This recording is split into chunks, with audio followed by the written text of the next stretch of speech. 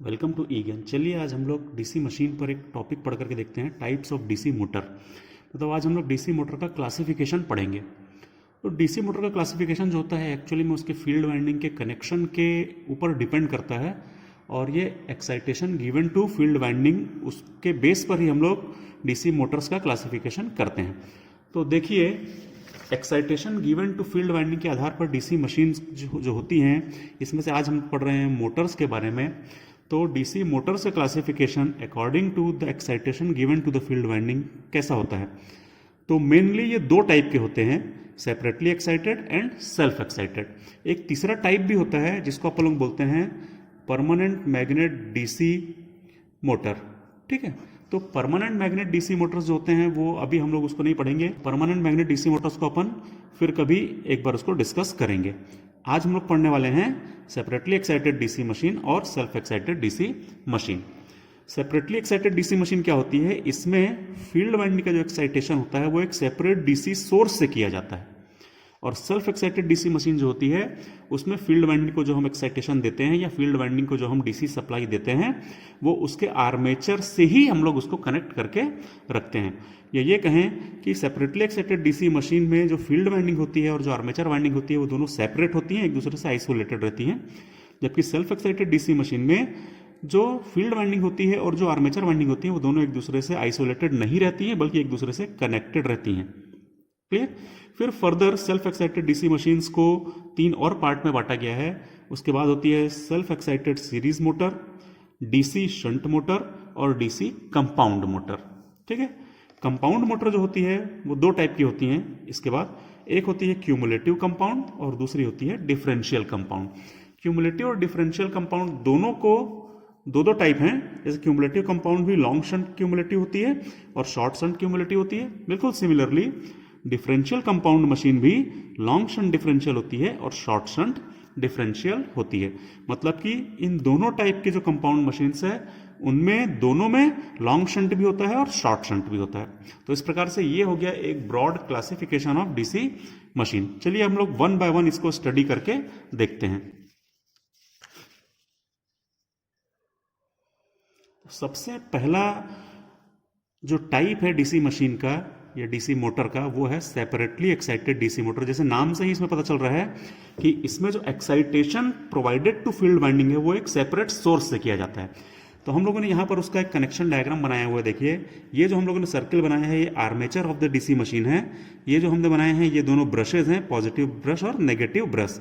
ठीक है, और उसके बाद ये ब्रशेज से एक्सटर्नल कनेक्शन जो हम लोगों ने किया हुआ है, ये हमारी फील्ड वाइंडिंग है जो कि मेन फ्लक्स को क्रिएट करने के काम आती है। और ये चूंकि आर्मेचर से डायरेक्टली कनेक्टेड नहीं है, उससे आइसोलेटेड है, इसलिए अपन इसको बोलते हैं सेपरेटली एक्साइटेड डीसी मशीन। और इसको हम लोग एक सेपरेट सोर्स से कनेक्ट करके रखते हैं। एक सेपरेट डीसी सोर्स से इसका कनेक्शन होता है। ठीक है, सेपरेट डीसी सोर्स से जब हम इसको कनेक्ट करते हैं तो यहां से जो करंट फ्लो होता है उस करंट को अपन लोग बोलते हैं फील्ड करंट। और यहां पर जो वाइंडिंग लगी होती है, क्योंकि इसमें नंबर ऑफ टर्न्स बहुत ज्यादा होते हैं, तो इसका एक रेजिस्टेंस होता है जो हम लोग इसको डिनोट करते हैं आरएफ से या रेजिस्टेंस ऑफ फील्ड वाइंडिंग से। इसमें फ्लक्स क्रिएट होता है जो कि आर्मेचर कंडक्टर्स को कट करता है, और फिर उसमें एक बैक ईएमएफ इंड्यूस होता है जो है ईबी। इसका खुद का एक रेजिस्टेंस होता है आर्मेचर रेजिस्टेंस, जिसको अपन आरए से शो करते हैं। और चूंकि ये डीसी मोटर है तो हम लोग यहां पर एक एक्सटर्नल सोर्स भी लगा करके रखते हैं,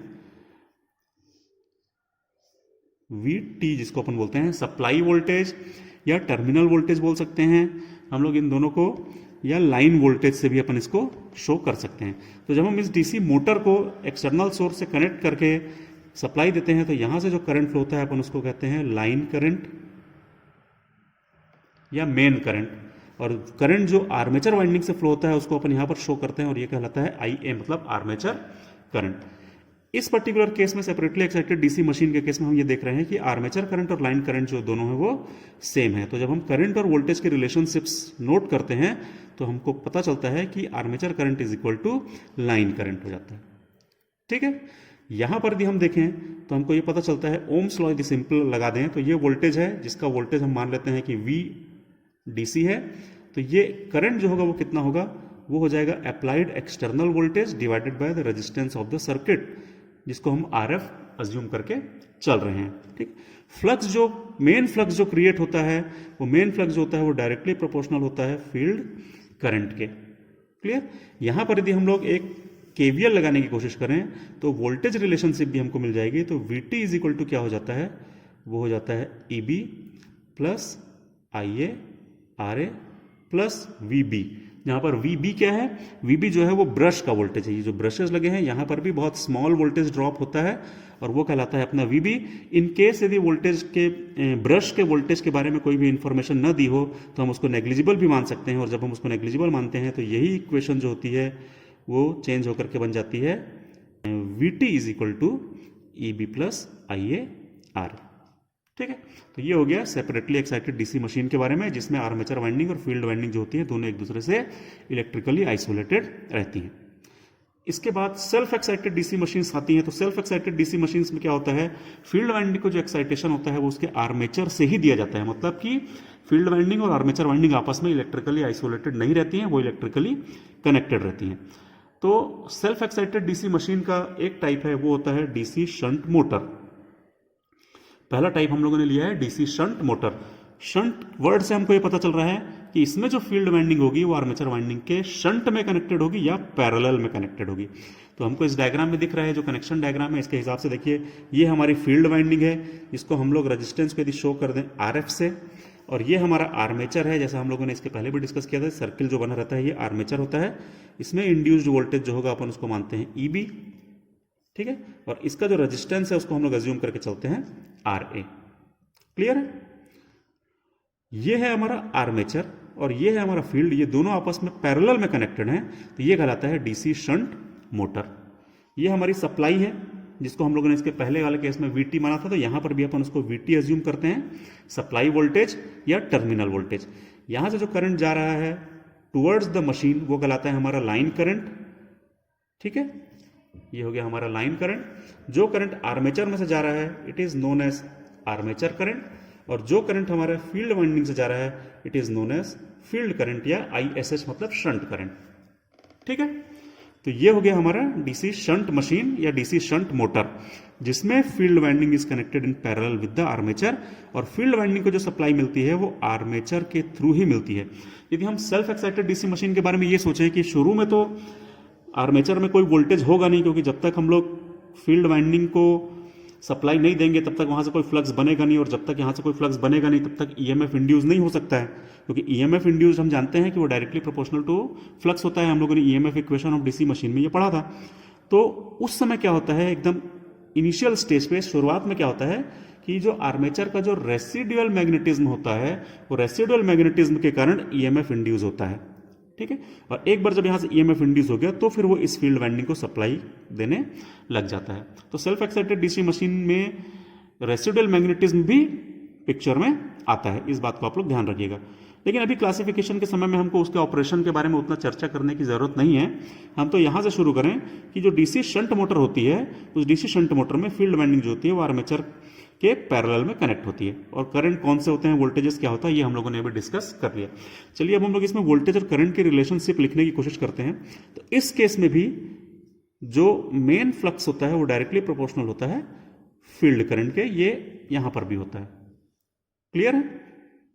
दूसरी चीज, यदि हम लोग यहां पर KCL लगा दें, किरचॉफ्स करंट लॉ लगाएं, तो आप देखिएगा ये इनकमिंग करंट है और इस नोड से ये दोनों आउटगोइंग करंट है। तो इसका मतलब क्या होगा, IL is equal to IA plus IF।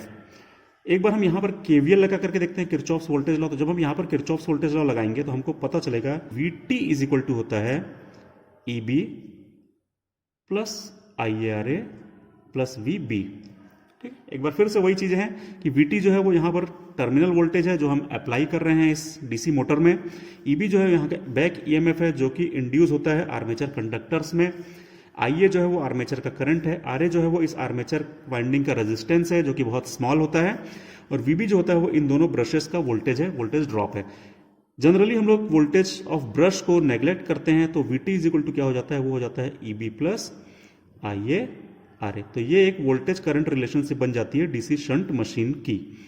ठीक है, एक और चीज हम लोग देखें कि देखिए, क्योंकि ये सारी चीजें इसमें पैरेलल में कनेक्टेड है। ये जो फील्ड वाइंडिंग है वो इस आर्मेचर के पैरेलल में है और ये जो है वो डायरेक्टली सप्लाई के पैरेलल में है। तो इसका मतलब हम ये बोल सकते हैं कि जो फील्ड वाइंडिंग है वो भी सप्लाई के पैरेलल में है। तो यहां पर यदि हम लोग एक बार ओम्स लॉ लगा करके देखें तो हमको ये पता चलेगा कि जो फील्ड करंट है IF वो हो जाता है VT अपॉन फील्ड वाइंडिंग का रेजिस्टेंस। तो यहां से अपन लोग IF भी कैलकुलेट कर सकते हैं। ठीक। दूसरी चीज एक ध्यान देने वाली बात यह है कि डीसी शंट मोटर में ये जो वोल्टेज हम लोग अप्लाई करते हैं तो जनरली वो कांस्टेंट होता है, हम बार बार वोल्टेज को चेंज नहीं करते हैं। क्योंकि यदि वोल्टेज कांस्टेंट रहेगा तो ऑब्वियसली ये फील्ड करंट भी कांस्टेंट रहेगा, और यदि फील्ड करंट कांस्टेंट रहेगा तो जो फ्लक्स होगा ये भी कांस्टेंट रहेगा, because it depends upon field current. तो फ्लक्स कांस्टेंट रहता है तो स्पीड भी जो होती है वो कांस्टेंट होती है। ठीक है, तो डीसी शंट मोटर को हम लोग जनरली कांस्टेंट स्पीड मोटर भी बोलते हैं। इसके बाद आता है हमारा DC series motor. DC series motor के नाम से हमको पता चल रहा है कि इसमें जो फील्ड वाइंडिंग जो होती है उसका कनेक्शन जो होता है वो आर्मेचर वाइंडिंग के सीरीज में होता है, इसलिए इसका नाम है डीसी सीरीज मोटर।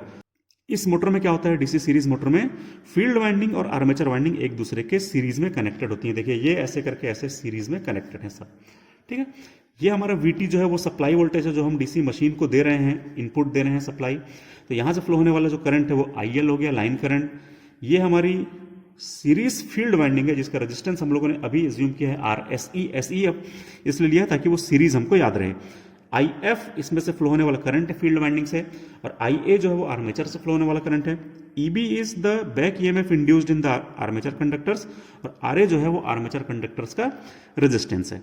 ठीक है, इस बार जो सीरीज फील्ड वाइंडिंग है वो जो है वो मेन फ्लक्स क्रिएट करती है आर्मेचर में EMF इंड्यूस करने के लिए। क्लियर। यहां पर हमको यदि करंट रिलेशनशिप देखना चाहें तो चूंकि सारी चीजें सीरीज में है तो obviously IL is equal to IF is equal to IA होगा। तो हमको सबसे पहला रिजल्ट जो मिल जाएगा वो सबसे आसान होगा, IL is equal to IF is equal to IL। ठीक है, तीनों करंट्स जो होंगे वो आपस में बराबर होंगे। क्लियर है, ये हो गया, हमको एक इक्वेशन मिल गई। दूसरा इसमें क्या होगा, यदि हम यहां पर KVL लगाते हैं, किरचॉफ्स वोल्टेज लॉ लगाते हैं, तो हमको पता चलेगा कि ये VT होगा वो किसके बराबर होगा, इसमें वोल्टेज ड्रॉप भी होगा, ब्रश में वोल्टेज ड्रॉप भी होगा, आर्मेचर के कंडक्टर्स में भी ड्रॉप होगा, और ये बैक EMF। तो ये हो जाएगा EB प्लस IARA, तो होगा ही होगा, प्लस इसमें होने वाला ड्रॉप भी ऐड हो जाएगा क्योंकि ये भी सीरीज में कनेक्टेड है। तो ये हो जाएगा IARSE, क्योंकि IF RSE होगा और IF बराबर IA है, हमने पहले डिस्कस कर लिया है। तो हम इसको IARSE लिख सकते हैं, प्लस ब्रश में होने वाला वोल्टेज ड्रॉप। ब्रश में होने वाले वोल्टेज ड्रॉप को यदि हम नेग्लेक्ट कर दें तो इस बार जो वोल्टेज की इक्वेशन बनती है वो होती है EB plus IARA plus RSE, जहां पर हमने ब्रश के वोल्टेज ड्रॉप को नेग्लेक्ट कर दिया है। तो ये हो गई हमारी voltage and current relationship in DC series motor. तो यहां पर एक बहुत ध्यान देने वाली बात है कि इस पर्टिकुलर केस में डीसी सीरीज मोटर में आर्मेचर करंट और फील्ड करंट की वैल्यू सेम होती है। ठीक है, और डीसी सीरीज मोटर में जो सीरीज वाइंडिंग का जो रेजिस्टेंस होता है वो बहुत स्मॉल होता है, और ये very comparable to armature winding resistor होता है। ठीक है, it is very comparable to resistance of armature winding.